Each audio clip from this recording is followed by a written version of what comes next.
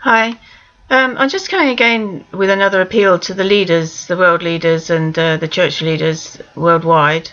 It may seem foolish to everybody, I don't know, but it does seem to me that we're missing a great opportunity here for coming together as a worldwide international community, and to put behind us the errors and the wars of the past of so many centuries, because President Putin is calling for an international type of coalition to deal with the war, even as we came together in World War II.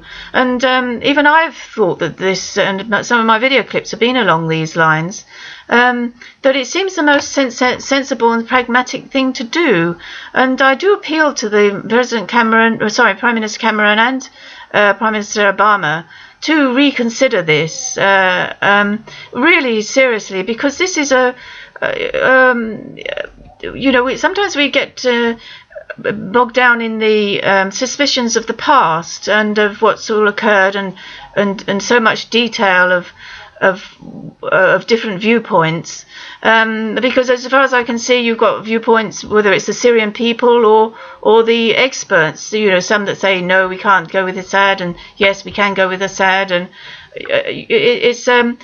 it's all a matter of which way one decides to go, depending on where you feel the risks are, I suppose. Maybe it's a bit like trading on the forex trading. It comes up or it goes down, and it could go either way, really. But the situation is like a calculated risk. Now, it seems to me we've got a wonderful opportunity, having experienced what we have done with Saddam Hussein, where we took him away, believing, as I felt anyway, that if he was removed, then the people there could then come to have democracy and have a degree of stability and progression. But instead, they've started fighting together. Now, as far as I can see now, having had that experience with Saddam Hussein, we need to really look at this situation with President Assad, where everybody is saying that we can't use him, he's bombed his people and this sort of thing, which was all said about Saddam Hussein before. But the thing is, Saddam Hussein was dealing with a people that had different factions within them anyway, and you've got the same situation in Syria with President Assad. Now, he's got to keep the control of the people, because if you get groups of people going in a particular way, they will cause trouble and cause deaths amongst the civilians themselves anyway.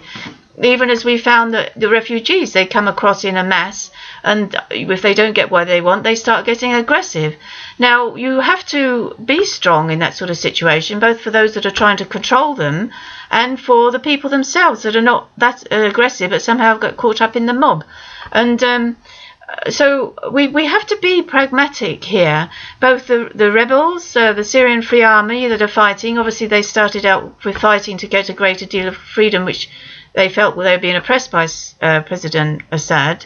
But now things have changed. We've had this war for 4 or 5 years. All these refugees are pouring into Europe now, and it's going to destabilize Europe, and in a massive way if we don't do something. Apart from all the fact that the refugees have been for so many years in a disarray, which is must be dreadful anyway.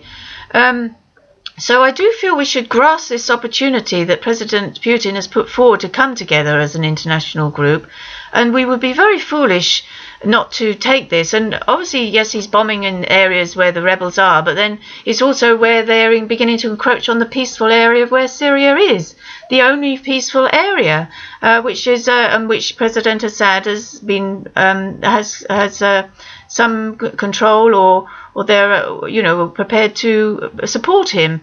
So there's other reasons too, I would assume, looking at it from just an outsider's point of view with a little bit of knowledge, that there does seem reason why he is bombing there. Obviously, if he starts bombing the IS, that would be good as well. But obviously, if he comes together, if the US and the UK and other countries there come together in a coalition of countries to deal with IS, and then to deal with Syria itself, let President Assad say, maybe have it an agreement for 5 years at least that he's there, once there's peace there, and then after that, his advisor even made a very impassioned video interview yesterday on the 30th of September, saying he was prepared to go for elections and this sort of thing, and that seems very reasonable. And isn't it, as his video clips that I've put up on my on the YouTube and on my Facebook, it's a case that they are wanting to resolve the issue. IS is nearly at their doorstep. Now, why are if we had IS on our doorstep at Hungary or at Calais, we might be bombing people there just to stop them coming, for all you know. I don't know. It's very different if things are on your doorstep and you've got that sort of thing imminent.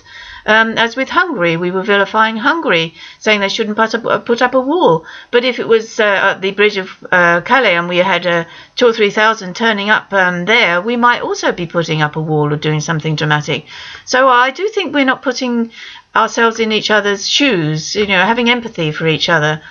So I do appeal to the world leaders to really think again and on this. As I say, I know I'm just an individual. I'm not even dedicated to degree level, but I can read. Sometimes having an overall viewpoint that's not too detailed can be more useful than being so embroiled in all the details. Sometimes you lose yourself in that. And as I say, we've removed Saddam Hussein, and that failed horribly. So let's at least do something that's the opposite to that, to see if we have a better result from that. And on top of that, it seems a very good calculated risk, because of President Assad has said in his video clips, which I will give details on the note below on this video clip, and President Putin has given also a very impassioned, seemingly sincere viewpoint on the issues in the world. And I do feel we should have a more balanced viewpoint of all the nations, and maybe if we all get together, Middle East as well, to defeat ISIS and let President Assad stay for the moment, let Syria have an aid package to start rebuilding, and then let there be elections, and let Assad be voted in or out, and everybody there will be less death.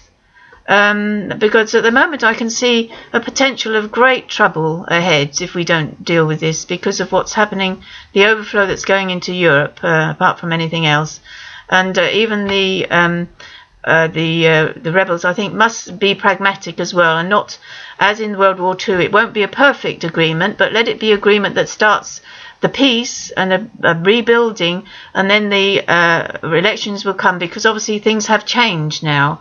And because as with the Cold War, gradually we've evolved and it's got a little better for everybody. And let us finally put to death war, and let us finally sort out this message of God as well. Even as I put on my website, acertainbattle.com, which has links to acertainmyth.com, which I've read the Bible and the Quran, and let all the church leaders and the world leaders come together to sort this out, and let this death and this foolishness stop with regard to what we do on behalf of God. We in this day and age, and with this information technology, we can do it very quickly, and let there be a basis of education for all people that can be quickly accessible on the internet, with maybe a week's viewing of video clips, even as I've put on my my website, acertainbattle.com. So that we all start from the baseline of knowledge of history and of ourselves, and we can go forward.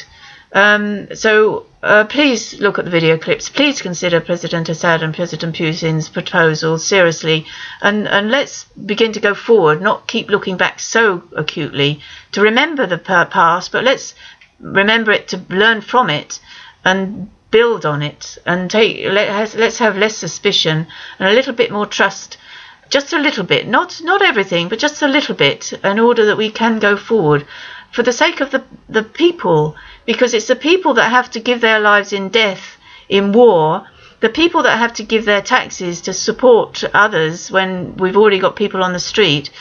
And I'm one of the people, and I do believe there is a common sense view in these issues sometimes, which is sometimes lost in all the detail and in all the knowledge and education that we sometimes have. So I just ask that the world leaders consider this. Thank you.